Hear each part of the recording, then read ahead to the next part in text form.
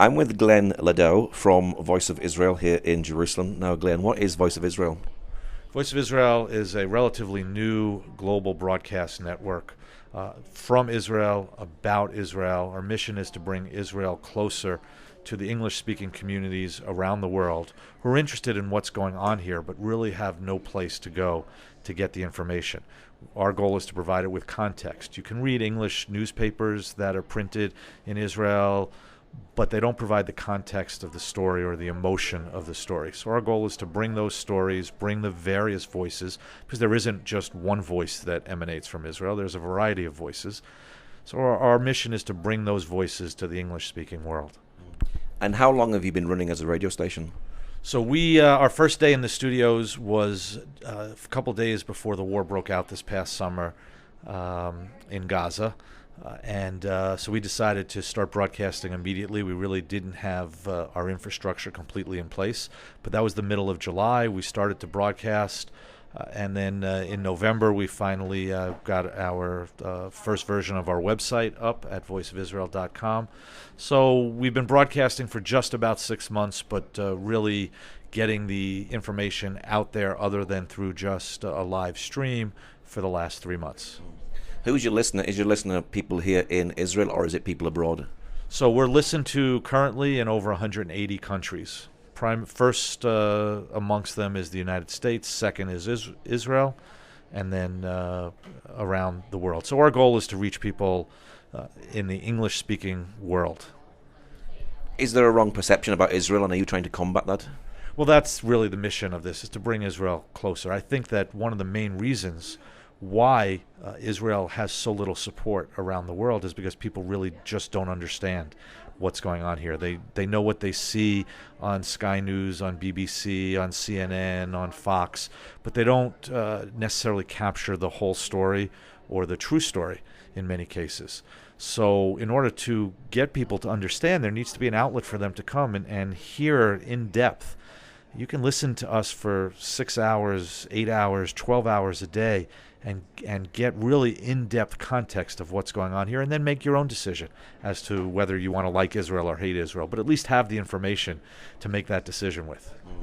Do you find that there's a lot of media bias from the main media organizations? There's a tremendous amount of media bias, and we spend time each day talking about some of that media bias. Some say the media bias is just plain, simple anti-Semitism. I think a lot of it is just ignorance, not fully understanding. Look, Israel's a very complicated place, and there's a history. If you're a reporter for a broadcast network or a newspaper, and you're dropped here in Israel without any history of what's going on here, and you now have to write a report, you're likely going to be biased by whoever's doing a better job of telling you a story. Once you learn the history of what's happening, once you learn why things are happening, you may have a different opinion. So we bring that context, that history, that understanding to people so that, again, they can make up their own minds, but at least have the good information. Do you feel that you're combating anti-Semitism? Well, I think that right now anti-Semitism is being called anti-Israel. We're not anti-Semitic, we're anti-Israel, and the words have become interchangeable. And why are people anti-Israel? I think it's because they don't understand. So I think to a large extent we can combat that by getting messages out there, by showing the true Israel. Now again, we're not going to sit.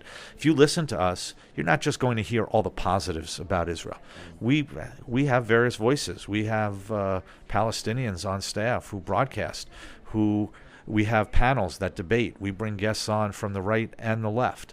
So the idea is to find out what the true story is. And I think that what you'll find is that Israel, like every other country, has good and bad, has positives and negatives, have people on both sides of the aisle that debate. But we are a democracy.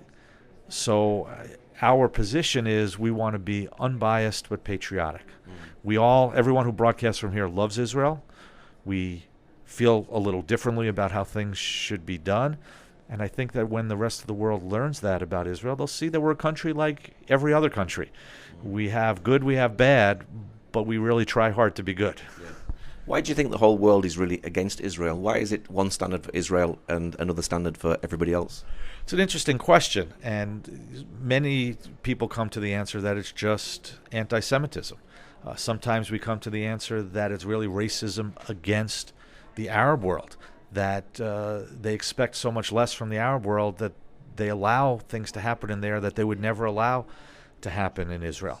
So that's one explanation perhaps for a double standard. And unfortunately, we do have to go back to just plain old-fashioned anti-Semitism sometimes. I hate it. Sounds like a cop-out, but sometimes that's really appears to be the only explanation. Do you see that as a spiritual battle, anti-Semitism? It's an interesting question. Is it a spiritual battle? I'm not fighting a spiritual battle. We do have people on the station who will discuss spiritually and fight that spiritual battle, and we have others here who will fight the political battle and the history battle. So I think there's battles on various levels. And where do you feel Israel is as a nation, as a whole at the moment? There's problems in Gaza, there's problems in the north, there's ISIS very close by. Look, I moved here from the United States 8.5 years ago. Most of the people on staff here at Voice of Israel have come from other places by choice. I still feel, with everything that's going on here, I feel that my family, my young children are safer here in Israel than they would be anywhere else in the world.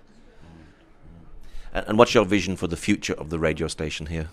Our goal is to grow our listenership. As I said, we've just started recently, so we're gaining traction.